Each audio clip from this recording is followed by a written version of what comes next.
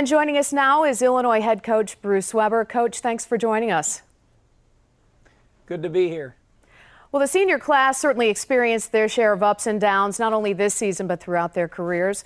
What will you remember most about them? Well, one, I've said it all along, they're great kids. I mean, they've always been fun to be around, off the court, on the court. And they really improved, throughout their career. The biggest thing, the most disappointing for us is we just didn't get the big wins, make the big step. Had some shining moments, but not the big one. And that, for them, I'm disappointed, and for the program. With that said, what did it mean to them and to you to see them with at least one NCAA tournament win to close out their careers? Well, I think it was a nice moment. Obviously, we had a great start to the season. When you look at it, we beat Carolina, you beat Gonzaga on the road. Had some great wins, got into the league, started 3-0, and you felt pretty good about your team. And then some real tough losses, some close losses on the road. And then played well at the end, and then played a good basketball game against Vegas, and gave Kansas a push in the second round, but just not good enough. So at least a positive feeling for them, for the program moving on. All right, Coach. Well, plenty of work ahead. You're going to lose your 3 leading scorers, and you have to replace 4 starters. Who will you be looking to step up next year? Well, it was great that DJ Richardson, who was freshman of the year 2 years ago, started to make some progress and started making some shots in the tournament. I think he felt real good about it himself. And then also, Brandon Paul had some nice moments. He has 5-10 minutes every game where he's the best player in the court. Now we got to get that stretched out to 25 to 30 minutes where he's one of the best players.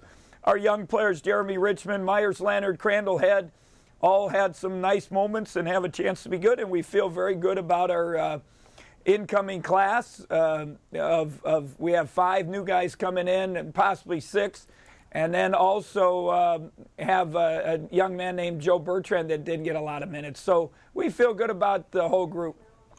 Well, Coach, after an athletic department rules violation, Jereme Richmond didn't play in either of those 2 NCAA tournament games. Is he expected to return next season, and what in general is your outlook for him?